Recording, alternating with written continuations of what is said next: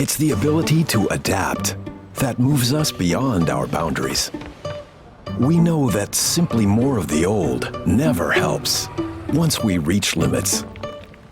So we always seek ways to do things differently and better. It's limits to speed, limits to performance, limits to resources, and limits to growth that call for mobility to move beyond the given. That's why, even during the pandemic, we've kept pushing the envelope. So, what's next? With digitalization, we take mobility to the next level. To a level where trains are more punctual and reliable than ever. Because with Railagent in our rail systems, they know exactly where they are, where they're supposed to go, and how they'll get there. A level where digital depots make rail operation much more economical, because trains perceive their health status and tell the depot when they need to return for maintenance. A level where going by train is even more sensible, because with automated train operation, trains have learned how best to drive and be on time in the most energy-saving manner. A level where rail systems in entire countries run like clockwork, because the infrastructure is centrally controlled in the cloud, even across borders. A level where all this makes mobility more reliable, more enjoyable, and more sustainable. Let's reimagine mobility together and set the course for the right investments today. Because now is the time for next level mobility with Siemens Digital Solutions. Siemens Mobility, moving digital, moving beyond.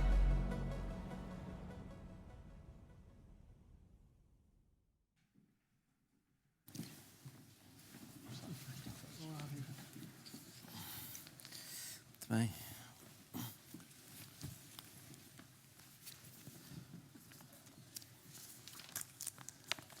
Bom dia a todos. Quero cumprimentar os presentes, cumprimentar o Sr. Presidente do Congresso, também os órgãos sociais da ADFERCIT e agradecer muito o convite para estar aqui. E como é habitual nestas situações, eu vou começar por apresentar os oradores deste primeiro painel, o painel de lançamento deste nosso 15º Congresso, começando aqui já à minha esquerda pelo Ricardo Paes Mamed, que é economista, que é professor no ISCTE, enfim, que nos oferece regularmente análises daquilo que é a economia e também a política deste país e, portanto, com certeza que nos vai também trazer aqui a sua visão e o seu contributo importante. Depois o Ricardo Mourinho Félix, que é atualmente Vice-Presidente do Banco Europeu de Investimento, foi Secretário de Estado Adjunto e das Finanças e, portanto, um homem do mundo das finanças e, salvo melhor opinião, não há investimento em infraestruturas sem engenharia financeira e, portanto, a razão de ele estar aqui e estamos ansiosos por ouvir o Ricardo. O Eduardo Craveiro é responsável pela área de sinalização ferroviária da Siemens Mobility Portugal e, portanto, traz-nos aqui uma perspectiva que é muito importante, que é a perspectiva da tecnologia nos sistemas de infraestruturas, não só em termos, enfim, daquilo que é o papel dessa tecnologia, mas também daquilo que pode ser o papel nacional nos investimentos que aí vêm neste domínio concreto da tecnologia. E, por fim, o Nuno Freitas, que é General Manager da Nomad Tech e que, portanto, é também engenheiro, portanto, também muito do lado das competências necessárias para os investimentos em infraestruturas e que tem aqui este plus de ter sido Presidente da CPI, portanto, traz-nos aqui um testemunho, enfim, um conhecimento um bocadinho mais apurado até. Em jeito de introdução do tema, eu vou-me socorrer de duas notícias ou dois tópicos que nos últimos dias tomaram um bocadinho as páginas e as capas dos jornais. E o primeiro tem a ver com o facto de Portugal poder descer no ranking do PIB per capita, enfim, e falou-se muito desta possibilidade até de Portugal ser ultrapassado pela Roménia. E uma outra notícia destes dias, que de resto já era mais ou menos conhecida há quase um ano, mas agora ganhou vida porque foram apresentados os resultados definitivos dos censos de 2021, que confirmaram aquilo que estava nos resultados provisórios, é de que nós temos um interior do país cada vez mais desertificado e, portanto, que começa a sair um bocadinho daquilo que é a equação de prosperidade deste país. Um bocadinho, muito, na verdade. E, portanto, estamos aqui na presença de dois problemas. Um problema de posicionamento e projeção internacional, portanto, PIB per capita, e um problema de coesão intranacional. E eu, enfim, salvo melhor opinião, acho que, de entre muitos caminhos e muitas análises que possamos fazer e muitos diagnósticos relativamente a estes dois eventos que referi, acho que as infraestruturas têm um papel absolutamente crítico, quer para trazer coesão ao país, quer, por outro lado, para serem habilitantes, como foi de resto referido há pouco, de, enfim, um espaço económico e social bastante mais próspero e, portanto, habilitantes do crescimento. Eu estas duas características do investimento em infraestruturas ainda acresce uma outra, que é a necessidade absoluta de, em Portugal, nós mexermos naquilo que é a escolha modal, a distribuição modal das nossas viagens. Ou seja, a forma como nós mobilizamos pessoas e mercadorias está muito em cima do transporte rodoviário, está muito em cima do combustível fóssil e, enfim, a arma, os senhores aqui são especialistas desta matéria, uma boa parte dos presentes, a arma mais, digamos, eficaz que temos para combater, digamos, essa fragilidade da nossa equação modal é a ferrovia, seja a ferrovia pesada, ou seja a ferrovia, enfim, com outras modalidades. E, portanto, importa que sejamos capazes de, neste investimento, também contribuirmos para um desígnio que, de resto, agora até está na lei, digamos, passa a ser obrigatório, se quiserem, que é o tema da descarbonização, de entregarmos os objetivos com que o país comprometeu, o país e o Bloco Europeu, em termos do Acordo de Paris e, portanto, da descarbonização. Sabem que o setor dos transportes vale 25% das emissões relacionadas com a energia e, portanto, é um daqueles que faz mexer o ponteiro. Portanto, se não atuarmos aqui, claramente vamos ter muita dificuldade, para não dizer vai ser impossível, conseguirmos os objetivos de neutralidade carbónica com que nos comprometemos. O tema que se levanta aqui é, enfim, temos 10 anos ou uma década, um quadro de investimentos que eu acho que é muito ambicioso e que basicamente está no nosso Programa Nacional de Investimentos, no PNI 2030, mas nós, ao fim de décadas de desinvestimento naquilo que é o edifício das competências para realizar este tipo de investimentos, a questão que se coloca, e é muito o tema deste painel hoje, é se nós vamos ou não ter capacidade de, ao ritmo certo, sermos capazes de executar estes investimentos em tempo útil. Importa dizer, já foi aflorado há pouco pelo Pedro Cisa Vieira, que nós temos, é verdade, um montante significativo de recursos financeiros para este tipo de investimentos nos próximos anos, na próxima década, grosso modo, mas que alguns, enfim, todos eles, mas seguramente alguns, os do PRR, são volumes de investimento, ou melhor, são recursos financeiros que têm datas agarradas. E, portanto, não fomos capazes de os fazer em tempo útil, provavelmente poderemos perder, digamos, esses recursos financeiros. Bom, dito isto, enfim, isto é o pontapé de saída. O painel que aqui temos, com certeza que nos trará alguma luz sobre algumas destas matérias, nomeadamente a questão crítica da nossa preparação ou não, da nossa competência ou não, para sermos capazes de executar estes investimentos. Eu, antes de passar a palavra aos oradores, quero, enfim, referir que nós vamos ter uma sondagem. Estava ainda há bocado ali um QR Code para poderem, enfim, se quiserem descarregar a aplicação que permite fazer, digamos, votarem nestas perguntas na sondagem. E para esta sessão temos aqui duas perguntas e, portanto, com essa aplicação Slido, não sei se estou a pronunciar certo, ou Slido, não sei, o nome da aplicação, podem descarregar para o vosso telefone facilmente. Podem responder àquelas perguntas. Uma pergunta sobre o nível de preparação das nossas instituições públicas para gerir, digamos, a execução destes projetos de investimento, com 3 níveis, se estamos bem preparados ou se estamos suficientemente ou mal preparados. E depois uma segunda pergunta sobre o grau de preparação das nossas empresas, portanto, na dimensão mais técnica da engenharia, também para cumprir esses investimentos. Agradeço que façam as vossas votações. Nós teremos, enfim, penso que isto aberto, qualquer coisa como meia hora ou 45 minutos, e mais para o final vamos ver os resultados e, enfim, se conseguimos levar a bom termo este exercício tecnológico, teremos aqui a possibilidade de termos um comentário por parte dos nossos oradores. Vou começar então, nós combinámos aqui que teríamos uma primeira ronda um bocadinho mais longa, de 7 a 8 minutos, 6, 7, 8 minutos de cada um dos oradores, enfim, sobre a temática que eu vou sugerir.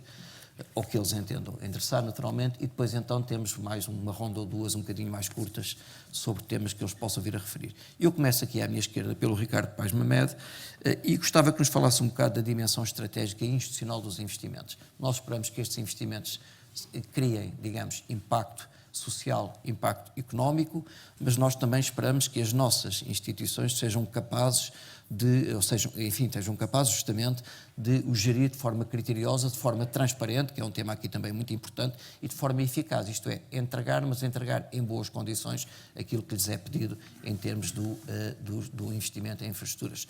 Ricardo. Muito obrigado. Bom dia, obrigado pelo convite para estar aqui presente. Referiu na sua pergunta, não na intervenção inicial, mas agora na forma como formulou a pergunta, falou nos impactos económicos e sociais destes investimentos. Parece-me que o aspecto mais importante, na verdade, dos investimentos que estão pensados a nível das infraestruturas de transporte, em particular da ferrovia, que tem, como sabemos, um papel central no Plano Nacional de Investimentos, em particular na parte do Plano Nacional de Infraestruturas, em particular nos transportes. A questão ambiental é uma questão central, seja do ponto de vista do consumo energético, seja do ponto de vista da ocupação do território. Sabemos que há vantagens enormes na ferrovia e já foi aqui dito, o erro de Portugal foi não ter feito essa aposta há 3 décadas. Do ponto de vista económico e social, não me parece que essa seja neste momento a questão fundamental, isto é, Portugal, nós quando fazemos a análise sobre aquilo que são os principais gargalos do desenvolvimento da economia portuguesa, não encontramos tipicamente as infraestruturas entre os aspectos mais citados. E já agora, quando falamos de fenómenos como a Roménia ou como outros países, temos de ter em consideração a Roménia, já agora, a Roménia perdeu 18% da população desde 1990. Portugal aumentou a sua população desde 1990 e, portanto, significa que provavelmente a atratividade dos dois países não é exatamente igual. Agora, os países de leste têm efetivamente uma vantagem enorme em relação a Portugal, que nós sabemos que é a proximidade em relação ao centro da Europa. E em relação a isto, infelizmente, os investimentos em infraestruturas de transportes e a ferroviária, em particular, não dependem apenas de Portugal. Isto é uma realidade com a qual nós temos de viver. Portugal poderia ganhar bastante se conseguisse chegar através de ferrovia ao centro da Europa. Isso não é algo que dependa fundamentalmente dos investimentos que sejam decididos ao nível nacional. E volto a dizer, é uma realidade com a qual temos de viver. Podemos fazer alguma coisa, mas relativamente pouco em relação a isto. No que respeita àquilo que são os investimentos que estão previstos para Portugal na área da ferrovia em particular, eles são mais ambiciosos do que foram no passado. Não me parece que sejam mais ambiciosos do que deveriam ser. Acho que são razoáveis e o facto de termos passado tantos anos sem investir nestas áreas faz com que estes investimentos sejam os necessários.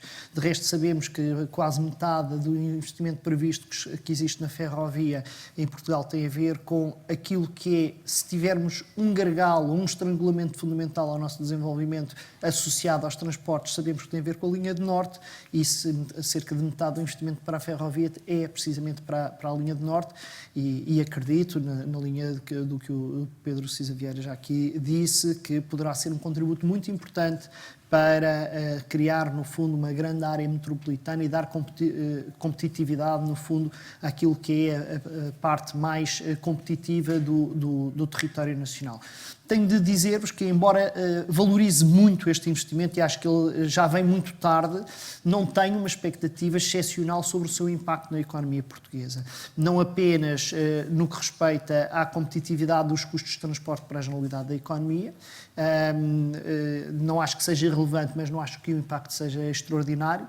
Não acho que tenha um impacto extraordinário na nossa capacidade de pôr mais rápido, com maior qualidade, com maior previsibilidade os produtos portugueses nos principais mercados de destino, porque, como já disse, por um lado, o que nós podemos fazer em termos de ferrovia para chegar ao centro da Europa é pouco, e por outro lado, porque as infraestruturas rodoviárias hoje são bastante competitivas e, portanto, desse ponto de vista não é um gargalo fundamental, mas também sobre as expectativas de que os investimentos investimentos que estão previstos na ferrovia têm uma grande capacidade de arrastamento sobre o resto da economia, nomeadamente sobre os setores fornecedores. Nós sabemos que o grosso do investimento, nomeadamente da linha do Norte, será investimento em construção civil, e o que não é construção civil não vai ser muito difícil nós termos as empresas portuguesas a terem o máximo grande fornecimento para a ferrovia, porque o fornecimento é cada vez tecnologicamente mais avançado e nós não temos muitas empresas altamente desenvolvidas do ponto de vista tecnológico para fornecer este tipo de investimentos.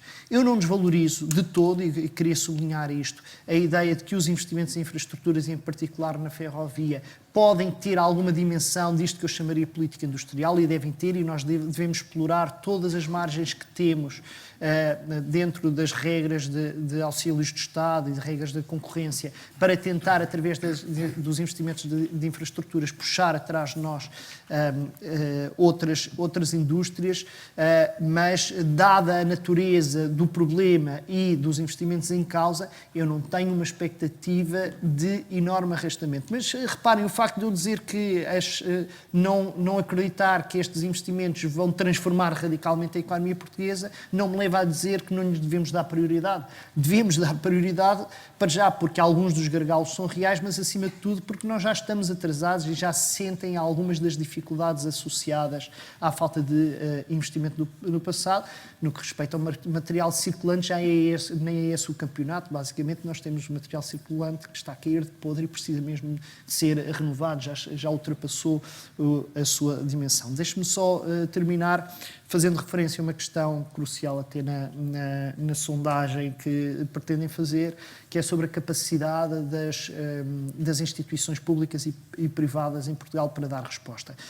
Eu não sou especialista do setor, tanto quanto sei, a capacidade de engenharia em Portugal é elevada e, portanto, a capacidade das empresas privadas para darem resposta àquilo que são estes projetos é, em geral, bastante elevada.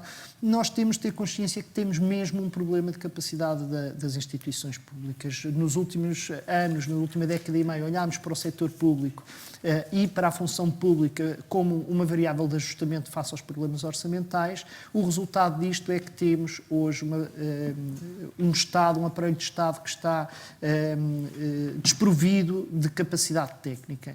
E nós cada vez mais sentimos este problema. Sentimos este problema desde logo no planeamento. Eu, quando tento procurar uma agência pública que me diga quais são os impactos esperados do ponto de vista económico, social, ambiental, dos vários tipos de investimento em várias áreas, há dificuldade em responder. Eu não perco confiança no plano de investimentos em transportes, porque percebo que ele foi objeto de uma grande auscultação e reúne um nível de consenso já muito considerável. Agora, em qualquer caso, inquieta-me um pouco o facto de eu, enquanto economista, quando faço a pergunta básica, que é qual é o impacto esperado nas várias dimensões de cada um destes investimentos, a administração pública portuguesa tem hoje dificuldade em responder. E isso também me faz antecipar que a administração pública tem alguma dificuldade em estar a par com os atores privados para fazer um devido acompanhamento. Não é tanta transparência, porque temos níveis de fiscalização sobrepostos a nível nacional e europeu que me deixam muito mais descansado do que habitualmente os discursos populistas sobre isso me deixam entender, mas em qualquer caso acho que há um problema fundamentalmente de capacidade de acompanhar e assegurar que os investimentos respondem àquilo que são as prioridades do país. Se calhar ficaria por aqui agora. Bem, muito obrigado. Temos aqui uma perspectiva que me parece interessante. Primeiro, de que o investimento em infraestruturas é necessário, eu diria que é necessário para equilibrar com aquilo que acontece no resto da Europa, mas não é isso que nos dará a tal vantagem competitiva decisiva. E depois uma outra opinião de que temos um problema realmente de preparação daquilo que é o setor, digamos, público para o lançamento e a gestão destes projetos, e com certeza que voltaremos a isso. Ricardo Mourinho Félix, ouvimos há pouco que nós, entre o restinho que falta do Portugal 2020, o Portugal 2030, portanto o próximo ciclo plurianual de fundos europeus estruturais, e o programa de PRR, perdão, até por ter tido responsabilidade dessa tutela, estava com dificuldade em encontrar o nome, de facto, enfim, faz convergir aqui um volume de recursos importante.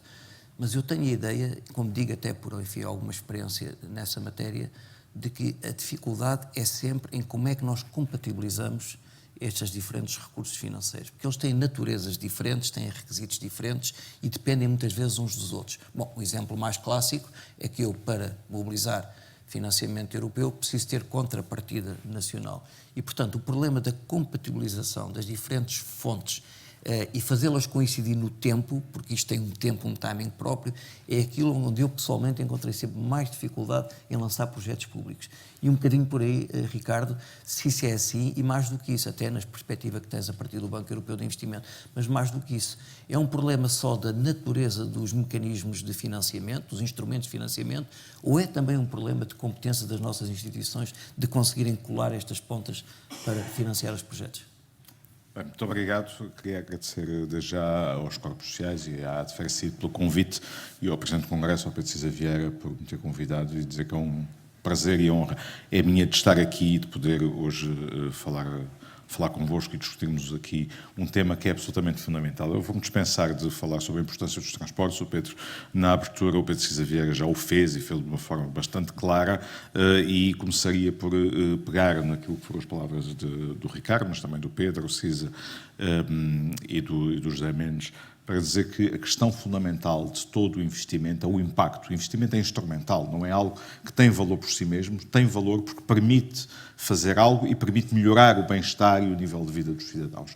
E o transporte tem essa capacidade, quer do ponto de vista da competitividade, mas também da ligação entre no transporte de pessoas, de bens e na coesão territorial. E esse é um papel importante que o transporte tem, não só o transporte ferroviário. Os grandes desafios que enfrentamos hoje ao nível dos transportes é precisamente o desafio de competitividade e disse-se aqui que o transporte e as infraestruturas normalmente não são apontadas como um dos gargalos. Não são apontadas como um dos gargalos, nem nos vão dar um salto de competitividade, mas podem-nos tirar a competitividade que temos e prejudicar muito significativamente a capacidade da economia portuguesa competir. Não é só o que podemos ganhar, é aquilo que podemos perder e, portanto, temos que ter bem noção de que perdemos muito tempo, como já foi dito aqui, e que mais do que discutir o tempo que perdemos, temos que pensar como é que avançamos e tomamos decisões e pomos um plano de investimentos como aquele que está no PNI, no terreno, num prazo curto e que tem financiamento dedicado, também ele, muito dele, com prazos curtos, como é o caso dos fundos do PRR. E é a conjugação destas duas urgências que nós temos que lidar com ela. Financiamento que tem alguns prazos limitados e curtos e capacidade que tem os seus limites e que, quando usado num período muito curto de tempo, pode levar a que não seja possível implementar tudo aquilo que seria desejável. Os desafios que enfrentamos nos transportes têm muito que ver com a descarbonização também. É o setor que é responsável, como o José Mendes disse, por 25% das emissões, mas é também o único setor cujas emissões continuam a aumentar. E, portanto, é o setor que tem os maiores problemas, mas também o maior potencial para reduzir as emissões. E, nesse sentido, há aqui um desafio fundamental de todos, das entidades públicas, das entidades privadas, da capacidade técnica e de engenharia, da capacidade financeira de alocar os recursos adequados a estes desafios e da capacidade de inovação e de investigação e desenvolvimento. E sobre isso os meus colegas falarão, mas é absolutamente fundamental compaginar a inovação e o desenvolvimento e trazer a inovação dos projetos piloto para a disseminação das tecnologias, porque só com essa disseminação é que vamos conseguir ter transporte limpo e fazer a descarbonização da economia. E há aqui uma variável nova, ou que pelo menos se tornou bastante visível, com a guerra, com a invasão da Ucrânia pela Rússia, que tem que ver com a questão da autonomia estratégica. Termos transportes que nos permitam diversificar as fontes de energia que podemos utilizar, energia limpa, e não estar dependentes de combustíveis fósseis e, em particular, não estar dependente de alguns países que são produtores de combustíveis fósseis e usam esse poder para exercer pressão geopolítica, e isso é algo que a Europa, depois do Covid, depois da crise energética, tem que olhar para como diversificar as suas fontes de energia, a sua capacidade industrial, não fechando-se sobre si própria, mas olhando à sua volta e diversificando a capacidade de abastecimento. E aqui há um papel muito importante para o desenvolvimento quer de novos combustíveis, quer de capacidade de maior eficiência energética, seja na utilização, seja na produção de energia. A intermodalidade e a digitalização permitem aumentar brutalmente a eficiência no que diz respeito aos transportes, desde os rodoviários aos ferroviários. E depois temos aqui o desafio do hidrogênio verde. O BEI está a financiar já projetos de hidrogênio verde e que pode ter um papel e terá um papel, seguramente, se a tecnologia se desenvolver no armazenamento de energia renovável, mas que é um caminho longo e no qual há um papel aqui para as entidades públicas. Eu diria que para enfrentar estes desafios há aqui um papel de todos. E quando eu digo todos, é do Estado, desde logo em modernizar as infraestruturas, em definir planos integrados, mas também em definir mecanismos de financiamento. E os mecanismos de financiamento, e esta era a pergunta que o José Mendes lançava, têm que combinar um conjunto de fundos que é muito diversificado. Por um lado, aquilo que é o financiamento europeu, o financiamento do Orçamento de Estado, mas este financiamento por si só nunca será suficiente para os desafios que temos à nossa frente. A estimativa do gap de financiamento no setor dos transportes na Europa é de cerca de 100 mil milhões de euros por ano. É um montante muito significativo e é um montante que não pode ser simplesmente financiado pelo setor público sob pena de gerarmos situações absolutamente insustentáveis. Temos que combinar financiamento público com financiamento privado para o fazer. E, portanto, há aqui um papel do financiamento do setor privado no financiamento, e para esse financiamento é importante termos um enquadramento de mercado, e a taxonomia veio trazer esse enquadramento para que se saiba o que é investimento verde e o que é investimento que não é verde, e, portanto, para que os investidores, quando investem em algo que é supostamente sustentável, tenham a certeza que, no fim, estão mesmo a investir em algo sustentável. Isso é fundamental para atrair o investimento e para dinamizar o mercado das obrigações verdes, do financiamento sustentável. Mas, por outro lado, há também aqui uma questão ao nível europeu de integração dos mercados. A União dos Mercados de Capitais tem aqui um papel absolutamente fundamental na componente do financiamento sustentável, sim, mas também na componente do financiamento, do financiamento das empresas e do financiamento do capital de risco. Isso é algo que a Europa carece. E essa questão, o BEI, através do Fundo Europeu de Investimento, tem feito um papel importante, mas esse papel nunca será suficiente se não tivermos uma dinamização do mercado de capital de risco na Europa para financiar a digitalização e a inovação e para que as startups europeias e as empresas que depois, as scale-ups, portanto as startups que se escalam para um nível já de industrial, possam continuar na Europa, desenvolver as suas tecnologias na Europa, financiar-se no mercado europeu, e isso é muito importante também para a questão dos transportes. E, por último, há aqui também um papel do setor privado no que diz respeito à capacidade de implementação do PNI e de todo o investimento que está à nossa frente. O setor privado e a engenharia portuguesa, a capacidade de engenharia, eu penso que fala para aquilo que é a sua história, mas também não é uma área em que eu tenha particular competência, seguramente muitas pessoas aqui terão maior capacidade, no que diz respeito aos recursos públicos e àquilo que é o setor público. O setor público, desde logo, tem que definir qual é o seu papel.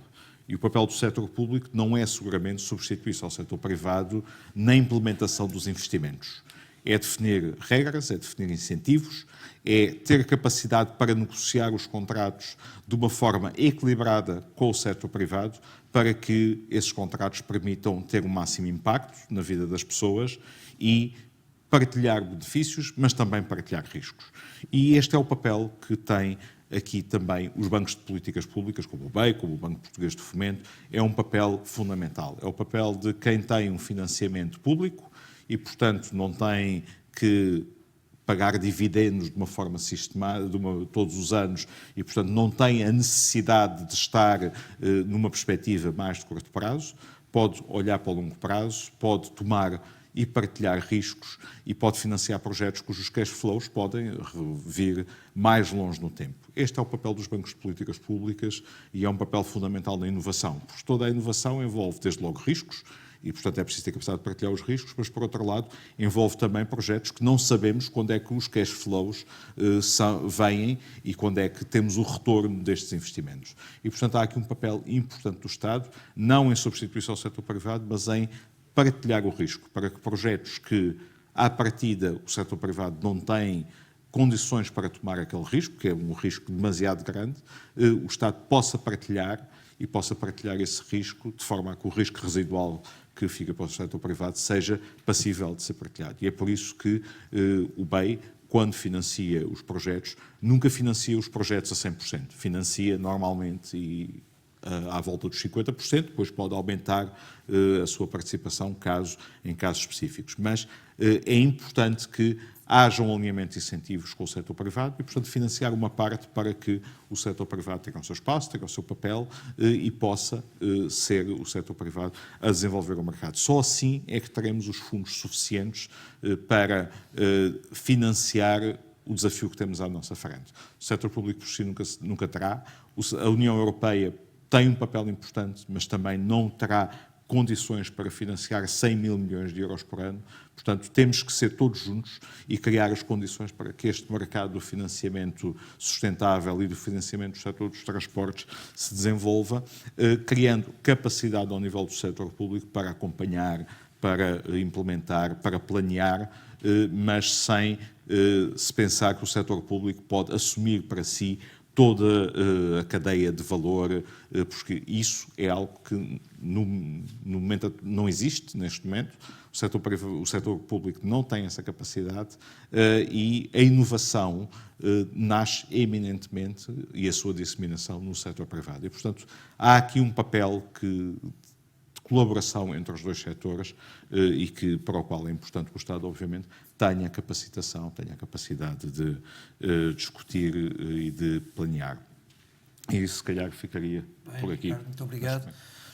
Percebemos aqui uma chamada ao investimento privado também, mas, sobretudo, ao alinhamento de interesses entre o setor público e o setor privado. Isto remete-nos para um tema, que é o tema da disponibilidade de fundos do setor privado, e outro tema ainda, que não é pouco frequente no setor dos transportes, é que o setor privado vem a jogo quando há um mercado que, de certa forma, lhe proporciona um determinado retorno e, às vezes, há market gap, isto é, às vezes é preciso investir para depois gerar o mercado mais tarde, e esse diferencial de tempo, muitas vezes, não é atrativo para o setor privado. O Ricardo referiu aqui um tema muito crítico, que é o tema da taxonomia verde, que, se por um lado facilita o acesso a instrumentos financeiros para o setor dos transportes descarbonizado, mas, por outro lado, penso que também, e até talvez, não direi contrariando, mas dando aqui uma chega ao que disse o Ricardo Paes Mamed, pode-nos trazer aqui uma pequenina vantagem competitiva pela via das infraestruturas, isto é, se tivermos infraestruturas mais descarbonizadas, porque hoje as emissões num determinado setor de atividade medem-se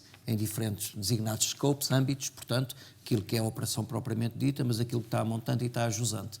E eu acredito que escoar produtos por vias terrestres muito em cima do combustível fóssil e, portanto, com uma intensidade carbónica muito elevada, é algo que nos vai trazer uma competitividade negativa, enfim, a prazo, se não fizermos o nosso trabalho. Passo para o Luís Candeias, Eduardo Candeias, peço desculpa. O Eduardo diz que vem do setor tecnológico e eu aqui gostava que o Eduardo nos falasse um pouco deste dilema que nós temos sempre, é que nós, quando fazemos investimentos de determinada monta e, sobretudo, se tem uma componente tecnológica intensa, sabemos que temos sempre demasiadas importações incorporadas. Bom, enfim, se nós não temos o produto e o know-how interno, temos de facto que importar, sob pena de não executarmos investimentos, mas o tema é mais como é que nós, investimento após investimento, ciclo de investimentos após ciclo de investimentos, somos capazes de reter em Portugal esse know-how de forma que este tal dilema deixe de ser dilema e que, naturalmente, com todo o interesse das parcerias internacionais, possamos também ter competência interna e possamos deixar valor acrescentado dentro do país quando olhamos para a dimensão tecnológica dos investimentos. Eduardo. Sim, olá, bom dia a todos. Muito obrigado pelo convite. Gostava de cumprimentar o Engenheiro Leiria Pinto e o Dr. Pedro Cisa Vieira, Presidente da ADFER e Presidente do Congresso. Relativamente àquilo que me propõe, eu acho que as parcerias e a balança entre importações e o valor acrescentado em Portugal está desequilibrado, é verdade, e deve-se equilibrar, é esse o objetivo, e equilibrar principalmente com base nestes programas, no PNI 2030, no PRR, com um forte investimento. As empresas privadas, neste caso, devem reter o conhecimento, principalmente, é aquilo que é mais fácil para estabelecer este equilíbrio na balança das importações. As competências, através dos meios humanos, de engenharia, da capacidade de engenharia e capacidade de inovação, para depois, com o passar destes programas de investimentos que se prevêem massivos, não se percam e que sejam também exportados e aí sim criar valor para o país. Relativamente à dimensão tecnológica que estão afetas a estes programas de investimento, seja o PNI 2030, seja o PRR, na minha opinião, ou na nossa opinião, não são só investimentos do ponto de vista de construção civil, de ferrovia, trabalho pesado, como nós costumamos chamar, mas deve estar também muito focado na evolução tecnológica dos sistemas que existem, para melhorar não só as conexões das redes por via de novas linhas, mas também otimizar através da implementação de novos sistemas e ferramentas para melhor e maior planeamento, para melhor e maior capacitação da operação ferroviária, seja no transporte de passageiros, seja no transporte de mercadorias, e criar também, ou dar as condições para que as interligações entre as várias redes, seja de transporte, seja no transporte público, seja no transporte de mercadorias, como já tinha dito, de serem integradas. E aí a tecnologia tem um papel fulcral nesta integração. Basta dizer que dentro do Plano Nacional de Investimentos existe, e baseado também nas diretivas europeias de uma mobilidade sustentável e a descarbonização, existe um grande foco nas interligações ou na intermodalidade dos sistemas de transportes, nos transportes passageiros com a consolidação das redes de metro, seja na área metropolitana do Porto, seja na área metropolitana de Lisboa, também a implementação de novos sistemas de mobilidade mais leves, transporte coletivo, BRTs, não tem que ser ferrovia em si, e também, como aqui frisou bem, a renovação do parque de material circulante existente, com um investimento muito grande na aquisição de novo material circulante para Portugal. Na infraestrutura existe um foco muito grande, não só na interconexão das várias linhas, mas também na eletrificação, também como referido, para retirarmos o diesel de vez da rede ferroviária nacional, melhorar a capacidade, implementar o programa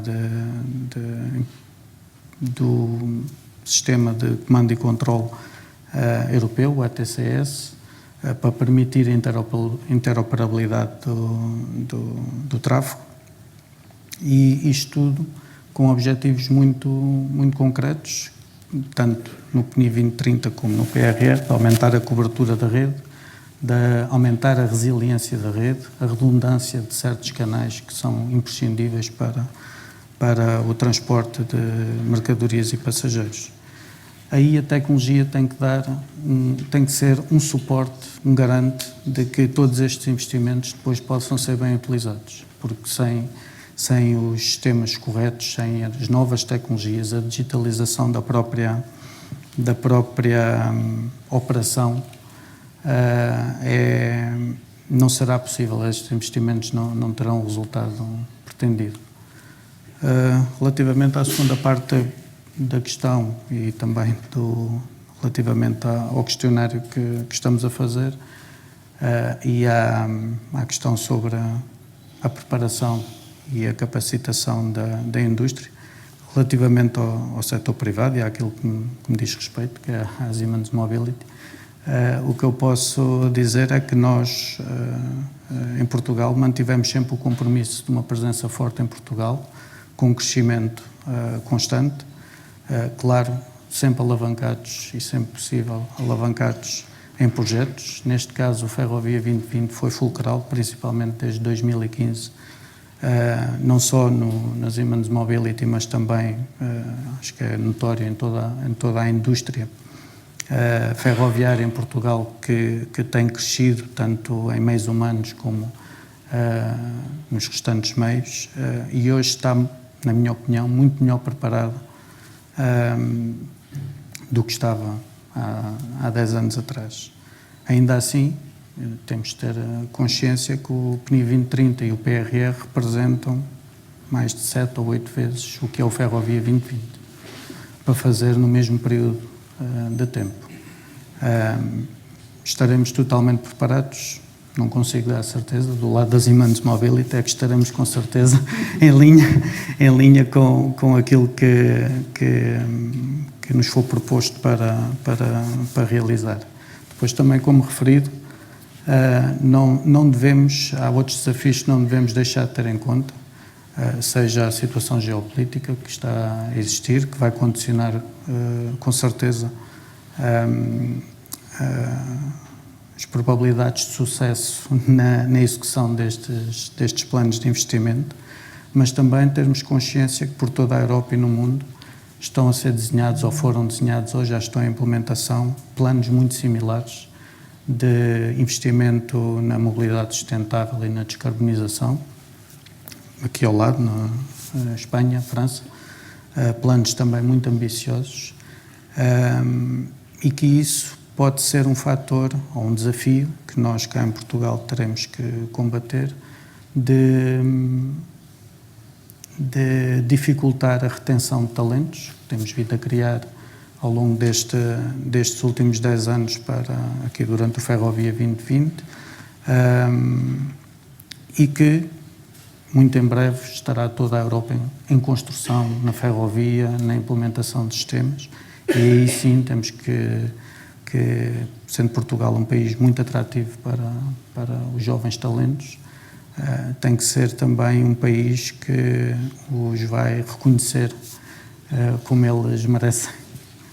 E acho que ficava por aqui por agora. Bem, muito obrigado. Portanto, tivemos a confirmação que, de facto, nós temos um desequilíbrio na nossa balança tecnológica, não é? Ou que não nos surpreende. Também que, de facto, este tipo de investimentos tem uma grande intensidade tecnológica, sobretudo ao nível dos sistemas de sinalização, que tem muito a ver com segurança. Enfim, tive essa experiência no tempo em que tutelei o metro e, portanto, quando se falava justamente da atualização do sistema de controle da circulação, não ficou claro para mim como é que, mas enfim, nós vamos ter mais uma ronda pelo menos, como é que as nossas empresas poderão, de alguma forma, fazer caminho no sentido não só de adquirir, digamos, know-how, mas também de adquirir escala que lhe permita estar no mercado, quer no mercado nacional, portanto, nos próxima década, vá lá, quer no mercado internacional, porque a ferrovia vai ganhar muito espaço. Enfim, a estratégia europeia para a mobilidade sustentável é clara, dizendo que tudo o que sejam viagens de umas poucas centenas de quilómetros tem que se deixar de fazer de avião.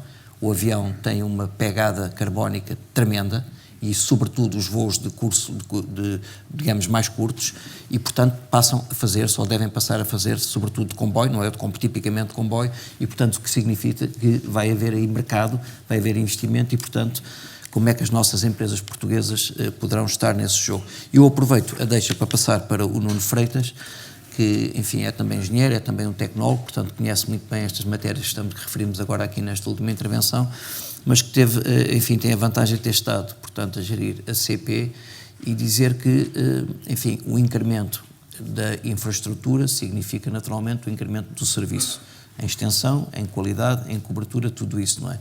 E temos nós dividindo a pergunta em duas partes, temos nós, as empresas portuguesas, preparadas, e quando digo as empresas, também os seus profissionais, para o investimento em infraestrutura, digamos, e aí também o setor público, o Nuno também conhece, e depois temos nós a capacidade de operar essas infraestruturas em condições que sejam competitivas, enfim, e que nos levem a cumprir os objetivos que estão estabelecidos. Nuno. Ora bem, eu centrar-me-ia mais na parte de material circulante e de operações, porque há gente mais habilitada do que eu para falar de infraestrutura, apesar de eu também dominar o tema da infraestrutura, mas esta história de investimentos em infraestrutura, normalmente nós devemos pensar mais em investimentos em sistemas de transporte do que puramente em infraestrutura. E efetivamente os investimentos estão a ser pensados para sistemas de transporte e não só para infraestrutura, mas eu também, pelo meu passado, centrar-me-ei na parte de material circulante e operações, mas começava também pela questão da Roménia, que é curiosa, porque a Roménia tem uma empresa fabricante de material circulante, por exemplo, que se chama Softronic. E nós agora, curiosamente, começamos a dizer que a Roménia nos vai ultrapassar. A Polónia, que já nos ultrapassou, e já só estou a falar de empresas menos conhecidas, porque depois há as Siemens, as Bombardier, as Alstoms e por aí fora. A Polónia, também um país que já nos ultrapassou, também tem uma empresa que faz material circulante, que é a PESA. A República Checa, a mesma coisa, com a Skoda. Se calhar o próximo a ultrapassar-nos será a Croácia, por exemplo, que também tem a sua empresa de construção de material circulante, que é a Concar. A Eslováquia também tem a sua empresa, não sei o nome dela, mas também tem a sua empresa de construção de material circulante. Não quer dizer que eles nos estejam a ultrapassar em termos de PIB, porque têm empresas de construção de material circulante, mas são pormenores que seria importante nós também refletirmos um bocadinho sobre eles. Nós também já tivemos a nossa empresa de construção de material circulante, e a nossa empresa de material circulante que construía comboios para os Estados Unidos da América. Ainda hoje há carruagens no Metro Nova Iorque com comboios made in Portugal, e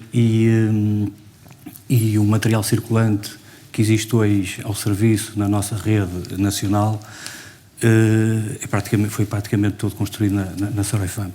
Provavelmente essa pode ser uma das razões pelas quais neste momento a CP sofre com um problema de material circulante envelhecido, porque nós deixamos de ter uma empresa que construía material circulante para Portugal. Eu, de uns anos que trabalhei com os caminhos de ferro suíços, mais de 10 anos trabalhei com os caminhos de ferro suíços, fazia frequentemente uma pergunta a mim próprio, que era: os países ricos têm um bom caminho de ferro porque são países ricos, ou os países ricos são ricos porque têm um bom caminho de ferro? E estes pormenores agora de que somos ultrapassados pela Polónia, depois somos ultrapassados pela República Checa, e agora vamos ser ultrapassados pela Roménia, se calhar começam-nos a apontar algumas pistas para nós respondermos a esta pergunta. Evidentemente que Portugal está em contraciclo no que diz respeito ao investimento em caminho de ferro há anos. Quando olhamos para a Europa, nós, durante os descobrimentos, também viramos para o outro lado do mundo, também toda a gente ia para um sítio e nós viramos para o Atlântico, estávamos certos, mas se calhar é a altura de nós pensarmos que os países europeus com o forte investimento que estão a fazer em caminho de ferro também podem estar certos, e nós começarmos a pensar um bocadinho também a fazer este investimento no caminho de ferro. Mas para não termos só esta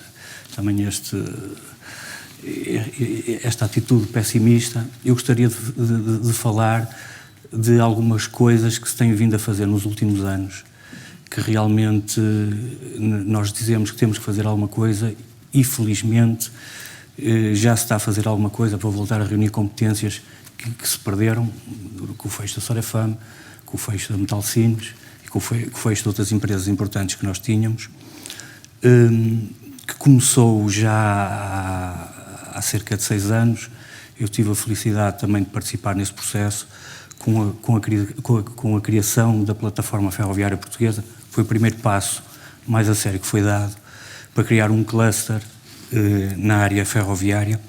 A Plataforma Ferroviária Portuguesa é essa que hoje já tem mais de 100 empresas públicas e privadas e a grande maioria delas exporta e incorpora componentes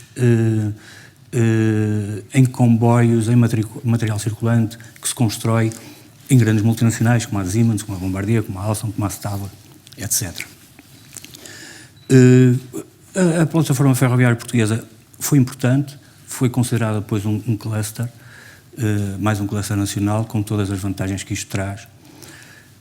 Depois avançou-se já com este governo, avançou-se para um plano para recapacitar a CP. Eu diria que, infelizmente, em termos de engenharia, de material circulante, a CP é o que nos resta em Portugal, com competências, e tem competências a sério, a CP, em muitas áreas. Tem áreas de muito valor. A CP tem um problema que não é uma empresa completamente uniforme, tem áreas altamente competentes, tem áreas menos competentes, mas tem áreas de classe mundial. Aliás, a CP é uma empresa extremamente bem reconhecida junto das suas congêneres europeias, precisamente porque não percebem como é que a CP faz tanto com tão pouco dinheiro. Depois foi estabelecido um plano que foi explicitado numa resolução do Conselho de Ministros, salvo erro 110/2019, que pretendia precisamente voltar a reunir capacidades, como havia esta tendência agora do caminho de ferro, de melhorar e de investir no caminho de ferro, de voltar a construir capacidades que se tinham perdido e que não se constroem de um minuto para o outro. Portanto, é muito fácil destruir, é muito mais complicado construir. Esse plano começou numa primeira fase por voltar a recapacitar a CP, que era onde havia ainda um nicho de conhecimento que poderia, a CP e a IP também, um nicho de conhecimento que poderia ser a alavanca para esta reconstrução de uma rede empresarial e tecnológica em Portugal. Começou por voltar a munir a CP de capacidades industriais que tinham sido perdidas, nomeadamente com a abertura da oficina de Guifões, para voltar a internalizar dentro da CP áreas de saber e de trabalho que tinham sido retiradas da CP e que tinham sido subcontratadas no estrangeiro, coisas que foram trabalhos que a CP sabia fazer. Portanto, a primeira coisa que se tentou fazer foi nivelar a relação carga-capacidade na CP, precisamente para voltar a reinternalizar essas áreas de saber que existiam. Depois, numa segunda fase, houve também a fusão entre a CP e a EMF, que é um tema sempre que gera algumas paixões e algumas discussões, mas a verdade é que com a CP e com a EMF, o grupo CP tinha 2 engenharias e as 2 engenharias não faziam uma engenharia. Portanto, com isso foi possível voltar a reunir massa crítica, porque estas coisas têm que ter massa crítica, senão não é possível fazer, não é possível progredir. Portanto, essa fusão foi fundamental para o trabalho que veio a seguir. Dentro desse plano estava também a recuperação de material circulante, para voltar a fazer as coisas simples, que nós começamos pelas coisas simples, e fazer bem as coisas simples é fundamental para nós termos sucesso. Portanto, voltar a fazer as coisas mais fáceis, mais simples e voltar a criar, a trazer gente nova, a aprender com os velhos ou com os antigos. Eu gosto mais, antigos é diferente de velho. Com os antigos fomos buscar reformados precisamente para voltar a trazer know-how que se tinha perdido de uma forma um bocado inglória. Uma outra fase com a a aquisição de novo material circulante e construir um caderno de encargos que pudesse trazer os grandes players internacionais para construir uma fábrica, nem que seja numa primeira fase só para montagem em Portugal, porque não há dúvida nenhuma que o investimento estrangeiro é fundamental para nos ajudar nesta altura. E uma quarta fase, que é uma fase muito mais ambiciosa, que eu diria que é uma fase já para alguns mais arrojados que existem na área ferroviária, que é de voltar a construir um protótipo de um comboio em Portugal. Para isso o PRR teve um papel fundamental, porque sem o financiamento do PRR era completamente impossível. E com isto reunimos um grupo, um consórcio de empresas e de universidades, onde temos um projeto para fazer uma composição push-pull para voltar a ter um comboio made in Portugal, digamos assim, embora sabendo que há muita coisa que é incorporada e que é integrada. Ultrapassei aqui um pormenor também importante, que voltamos a criar um centro de competências da ferrovia, assente em 3 pilares, num Rail Collab que foi aprovado por um júri internacional com 15 pontos em 15 possíveis, e que tem um segundo pilar, que é uma escola ferroviária, e que tem um terceiro pilar, que é uma incubadora de empresas na área ferroviária. Já sei que me estou a alongar, mas passando um bocadinho para a área das operações, eu acho que é extremamente importante a linha de alta velocidade Porto-Lisboa, porque vai reduzir as distâncias consideravelmente no país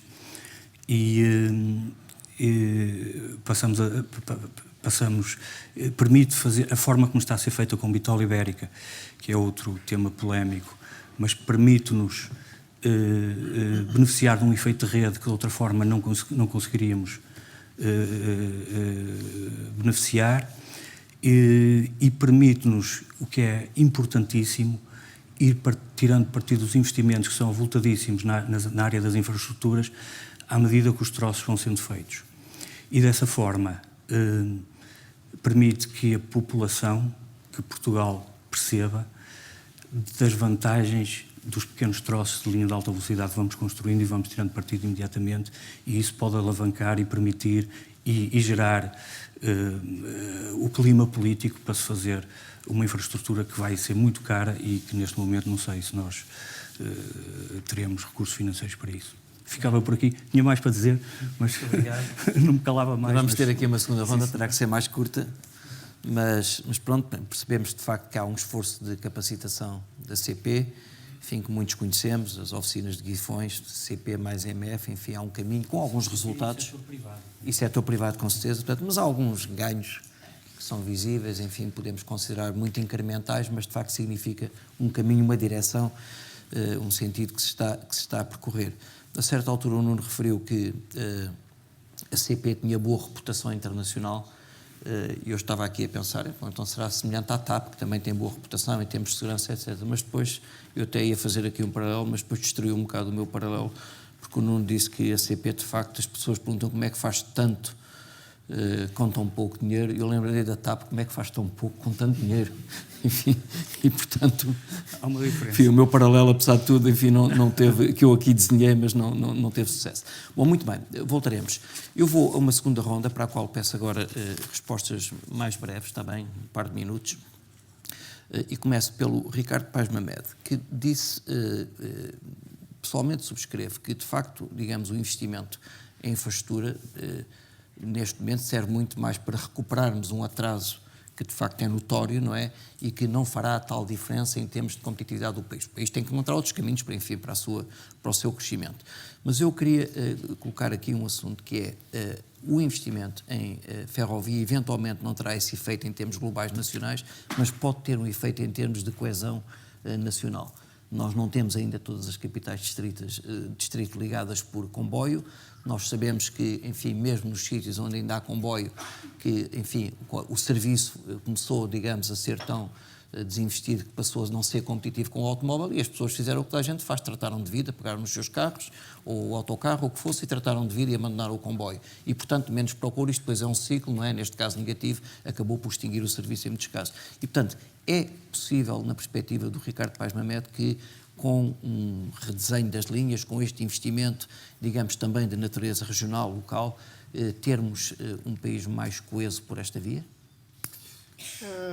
Francamente não o creio, o que não significa que ache errado fazer-se esta ligação de todas as capitais de distrito e garantir que há serviços de ferrovia por essa via. Como eu disse na minha intervenção inicial, essencialmente porque a ferrovia é, do ponto de vista ambiental, o meio mais eficiente e onde podemos aspirar mais a ter ganhos do ponto de vista da descarbonização. E, portanto, acho que faz sentido esse investimento. Agora, Portugal é um país da Europa ou um dos países da Europa com maior densidade de autoestradas, e não foi isso que impediu que tivéssemos um território muito assimétrico e uma ocupação do território muito desequilibrada. E não é pelo facto de termos ferrovia em vez de autoestradas que, de repente, o interior vai ficar povoado e que a competitividade do interior vai ser muito maior. Acho que alguns setores, aqueles setores que mais intensivamente utilizam ferrovia, ou para quem tem ferrovia pode ser mais relevante. Estou a pensar, por exemplo, no setor da exploração mineira. Para quem ter ferrovia pode ser uma questão fundamental. Algumas indústrias que têm produtos mais pesados seguramente não será irrelevante. Do ponto de vista da coesão do território, não parece que essa seja a questão crucial. Se me permitir, eu queria só dizer uma coisa em relação à intervenção do Nuno de Freitas, que sempre fala sobre estes assuntos, é fascinante. Eu gostaria de sublinhar esta ideia. Eu não me parece de todo que seja irrelevante este esforço de estar a puxar pela industrialização do país através do investimento na ferrovia e do material circulante. Eu sou mesmo dos entusiastas deste tipo de processo pelo qual a CP passou, e todo o esforço de criação dos clusters, das agendas mobilizadoras, e não desistir da industrialização do país. Eu abanava muito a cabeça quando o Nuno Freitas estava a utilizar a produção de material circulante como um proxy do crescimento económico, porque eu acho que nós temos mesmo um problema aí. A única coisa que eu digo é que o grosso do investimento que está previsto no Plano Nacional de Infraestruturas não é investimento que vá ter esse efeito de arrastamento, que não significa que não devamos explorar ao máximo essas possibilidades, e ainda bem que o estamos a fazer. E já agora também dizer uma coisa, que é... já agora a minha área de especialização académica é política industrial, e, portanto, eu dou muito valor a este tipo de coisas. Uma das coisas que também dou muito valor é àquele lema de que não há soluções micro para problemas macro.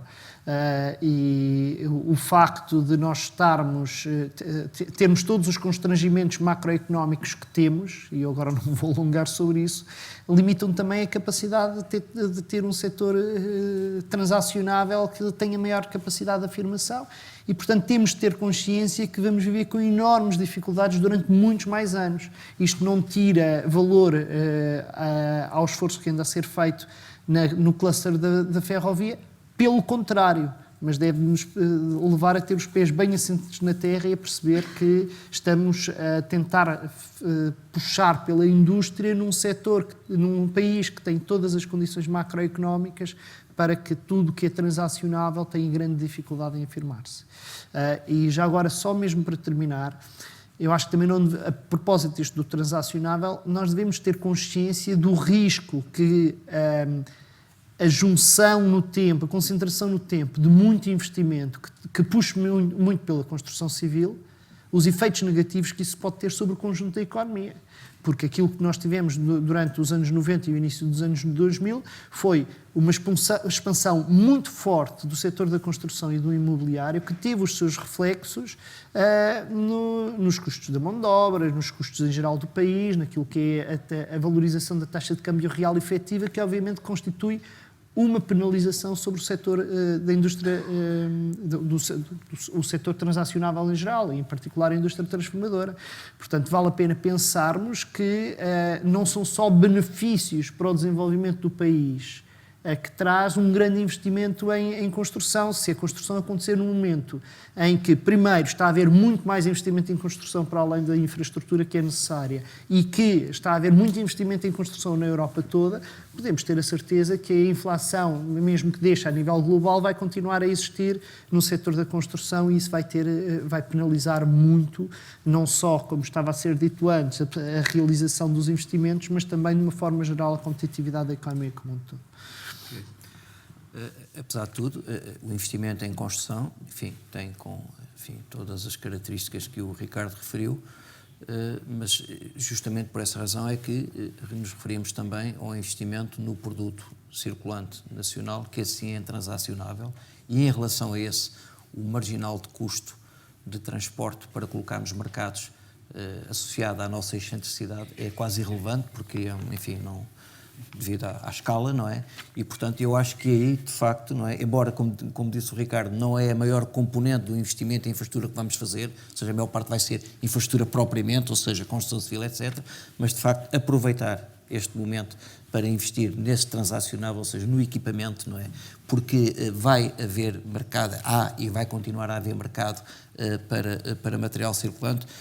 Penso que, é algo que não deveríamos perder de vista. O Ricardo Mourinho Félix, neste caso, há dois Ricardos, não é? O Nuno há pouco referiu numa incubadora de empresas associadas à ferrovia. E o Ricardo referiu-se ao capital de risco. Nós não temos a assinatura, digamos, de capital de risco que tem, por exemplo, os Estados Unidos da América, razão pela qual muitas das nossas startups vão escalar para o lado lá do Atlântico, para tristeza nossa. Há outras razões também, tem a ver com a escala do mercado bastante mais homogéneo, tudo isso que nós sabemos, mas em todo o caso temos esse problema. Será que, agora, olhando da perspectiva de um financeiro como é o Ricardo, a aposta num centro de competição, ou melhor, numa incubadora de empresas nesta área em Portugal, era uma aposta atrativa? O Banco Europeu de Investimento financia o mercado de capital de risco, é o principal financiador do mercado de capital de risco, precisamente para tentar, de alguma forma, colmatar essa lacuna que existe na Europa. Essa lacuna tem a ver, por um lado, com a questão que eu já referi da União dos Mercados de Capitais, por outro lado, com a fragmentação da legislação dos países, que dificulta precisamente que haja um mercado de capitais único e, portanto, que haja massa crítica para se criarem fundos de investimento de 1 bi que permitam depois fazer investidas de 100 milhões de euros numa empresa. Isso não existe na Europa, existe com muita dificuldade. Ao nível daquilo que é a criação de valor e de um ecossistema em Portugal, e tendo em conta o que disse o Nuno e do que disse o Eduardo, o BEI tem um conjunto de produtos de financiamento. E no que diz respeito à questão precisamente do capital de risco e da inovação, o BEI financia, quer através de fundos de capital de risco, as empresas que apresentem depois projetos a esses fundos, e portanto numa lógica de fundos, mas financia também empresas de maior dimensão, o caso das Siemens, o caso seguramente da CP, pela dimensão dos investimentos, diretamente através de produtos de quasi equity, ou seja, produtos em que tecnicamente são produtos de dívida, mas são produtos de dívida com características próximas de capital e, portanto, no caso do investimento em inovação, têm características particularmente atrativas para as empresas, desde logo pela não diluição dos acionistas, mas, por outro lado, também pela forma como é feita a remuneração do empréstimo. E, portanto, uma incubadora nesta área só pode ser algo que é um projeto interessante para Portugal, existindo a capacidade de engenharia que é referida precisamente pelo Nuno. Aquilo que é fundamental para desenvolver a capacidade industrial num país é precisamente que haja os fatores necessários a que esse potencial se desenvolva e depois criar um enquadramento em termos de estabilidade daquilo que é a política fiscal, em termos daquilo que são os sistemas de incentivos ao desenvolvimento e à inovação, em termos daquilo que é a capacidade do país atrair talento e reter talento, como o Eduardo dizia, em termos de criar as redes e os clusters para que juntos se permita construir um produto que pode ir desde os pequenos trabalhos que são feitos hoje até àquilo que seja uma capacidade de construir um comboio português. O que é fundamental é que haja um plano de desenvolvimento desse negócio que mostre a viabilidade desse negócio. E isso é o que é fundamental, e é fundamental para o país, para investir em negócios que geram valor, mas também para os financiadores como o BEI, para financiar os projetos. O BEI há basicamente 3 coisas que traz no seu financiamento: maturidades longas, taxas de juros mais favoráveis, porque sendo AAA consegue transferir a vantagem financeira, mas uma terceira que é talvez das mais importantes, sobretudo para os investidores privados, é a questão da capacidade técnica de análise e due diligence. Ou seja, o BEI quando investe 20, 30 nos fundos, por exemplo, quando investimos num fundo de capital de risco, normalmente nunca excedemos 20% do fundo. O que é que trazemos a esse fundo? Trazemos a credibilidade e a reputação de avaliar aquele gestor de fundos e isso permite atrair capital privado. E o que fazemos ao nível das empresas é o mesmo. Quando financiamos um projeto, a due diligence e a capacidade técnica de avaliação desse projeto dá confiança a outros investidores que o projeto é um bom projeto.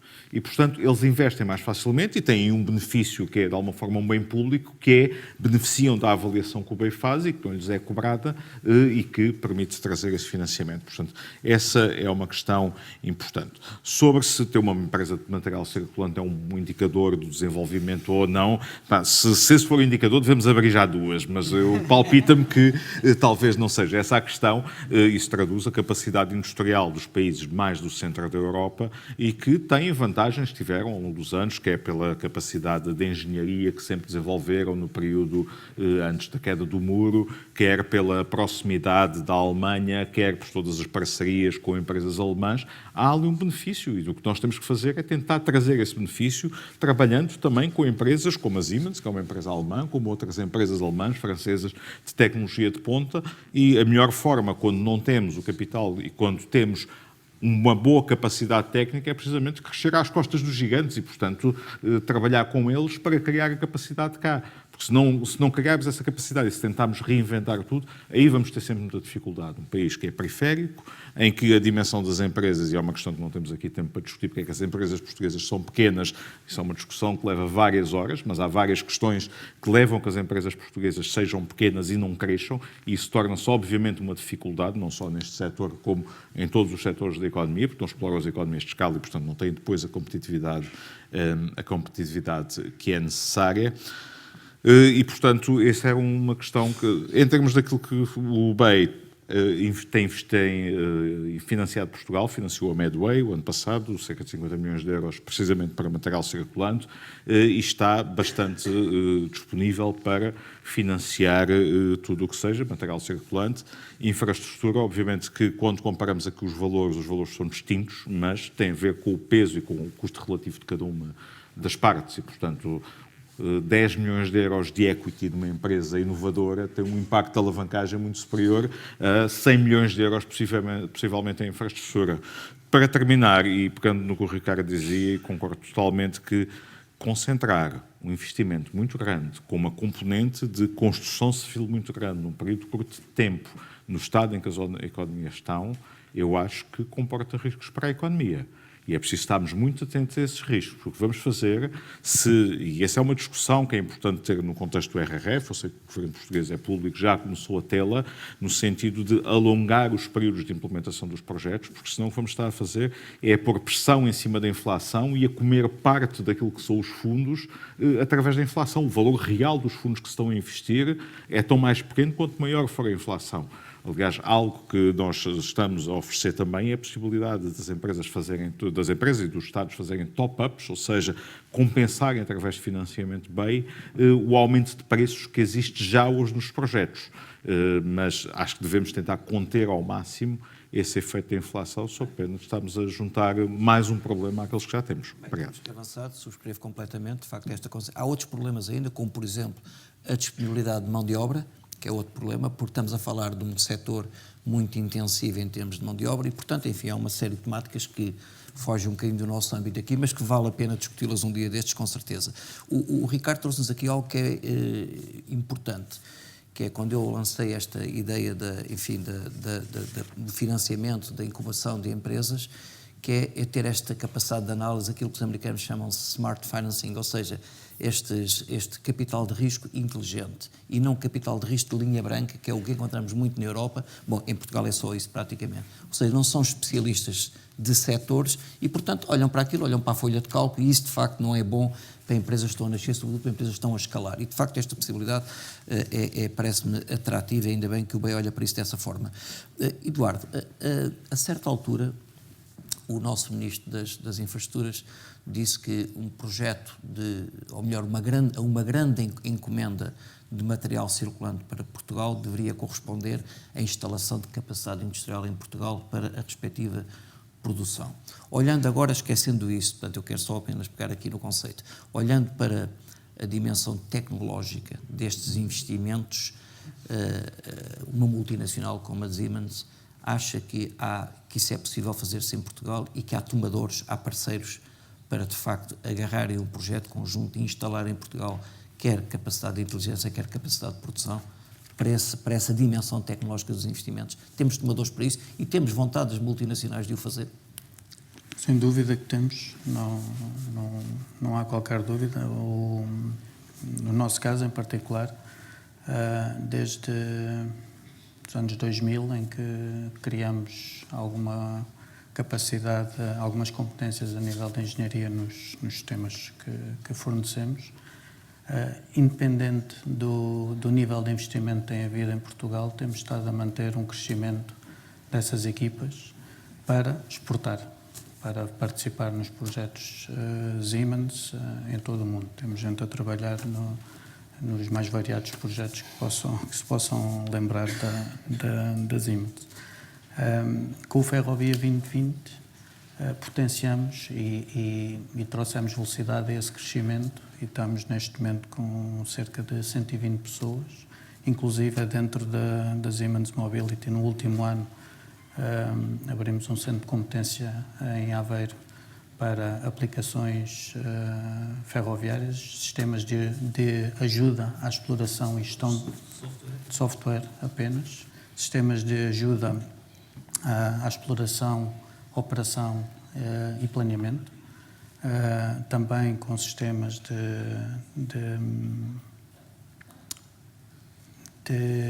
interface com os utilizadores finais, os passageiros, as aplicações que temos nos telemóveis para comprar viagens porta a porta, independente de quais são os meios de transporte que estão associados a essa viagem.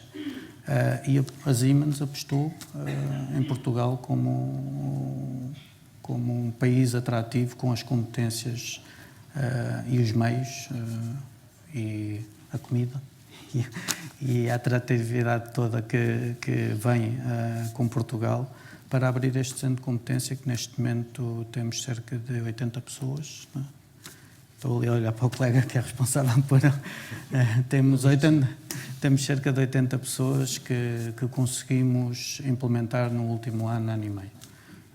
Não é um investimento pequeno para uma empresa, foi descentralizar da Alemanha para Portugal grande parte das competências e que estamos a vender, ainda não para Portugal, mas iremos com certeza com os nossos parceiros em Portugal implementar esses sistemas também, mas já estamos a implementar para todo o mundo. Isso respondendo também, estamos mais capacitados quando houver essa necessidade em Portugal, ter cá os meios e, entretanto, vamos exportando esses meios, que ao fim e ao cabo é o que temos vindo aqui a falar. O que é que vamos fazer depois de toda esta infraestrutura, todos estes planos implementados, termos um nível de competências muito elevado e depois não podemos cometer os erros que foram cometidos há 30 anos, que o investimento parou e as competências diluíram-se. Bem.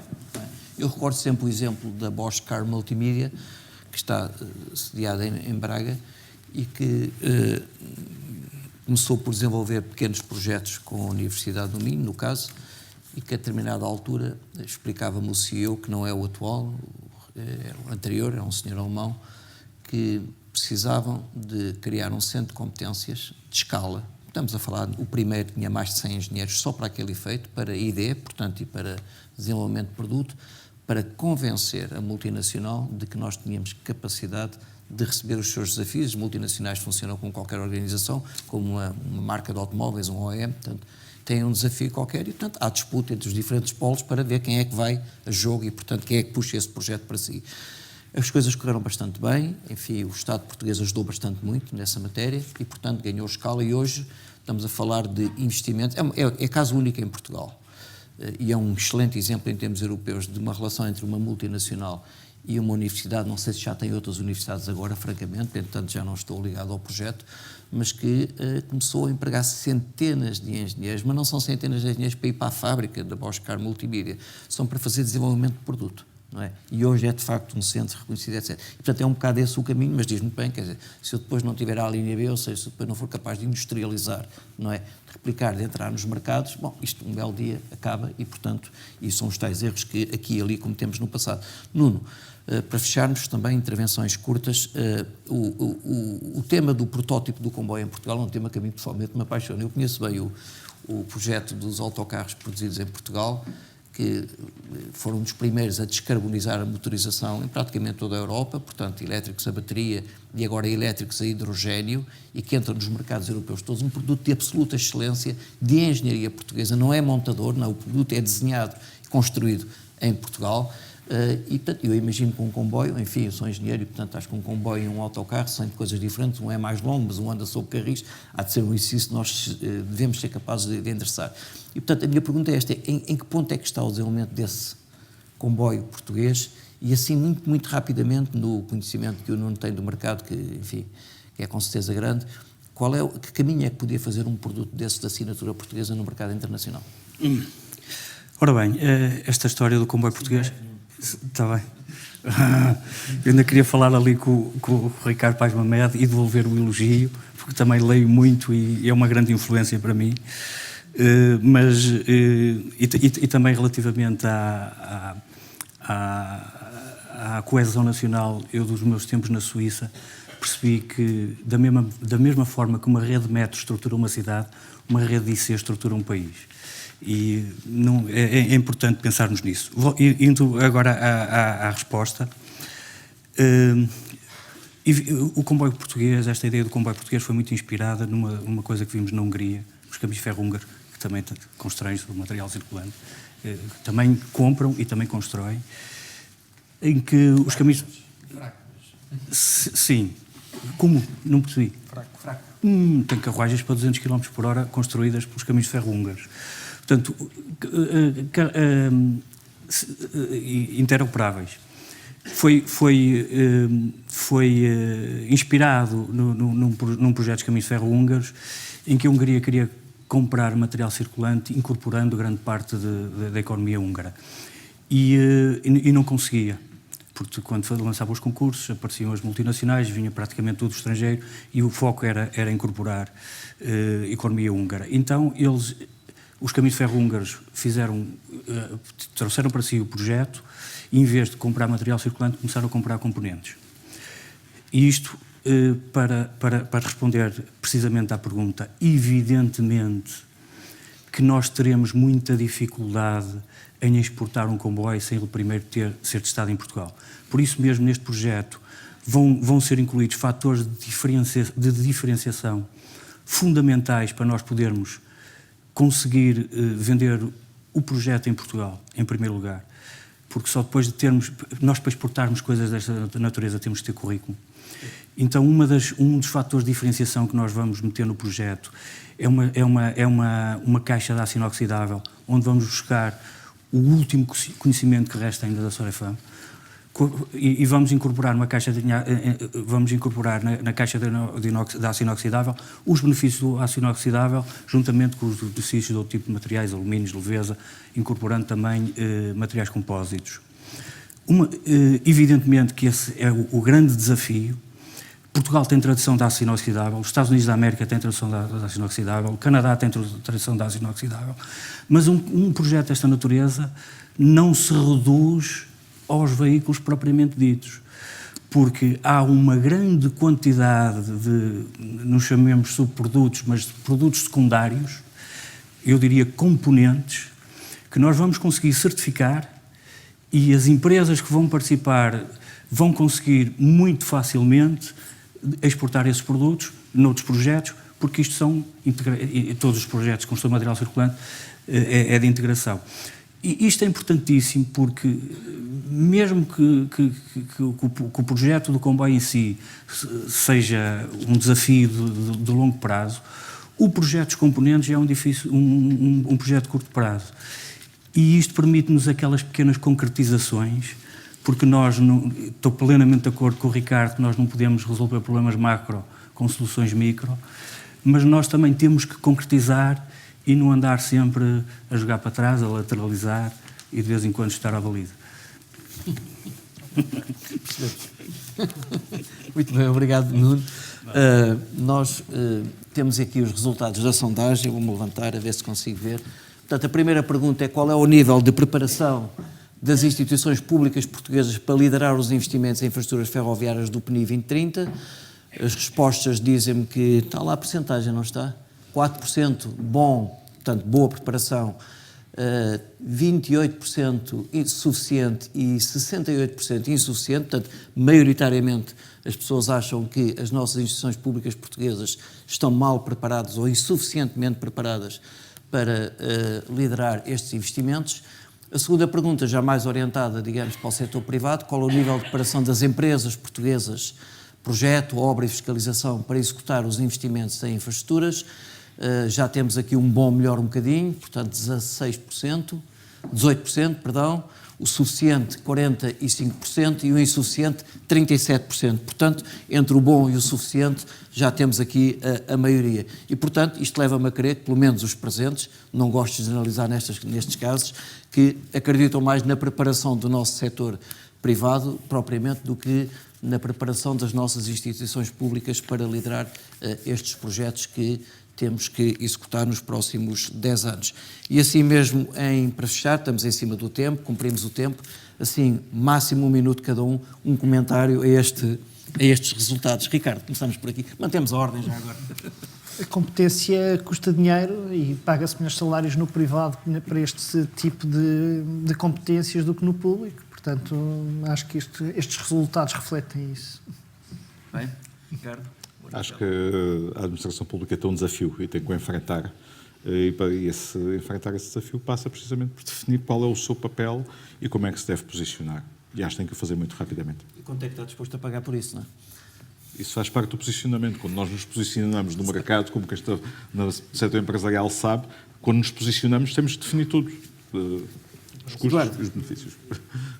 Concordando também, acho que os resultados são uma tradução da flexibilidade que as empresas privadas têm e que o público não tem, de se adaptarem mais rapidamente às circunstâncias, à parte daquilo que já foi dito aqui pelos colegas. Ora bem, eu tenho currículo na matéria e a minha opinião é subejamente conhecida. O Nuno não votou, mas podia ter votado. Pois podia. Não estragaria a América.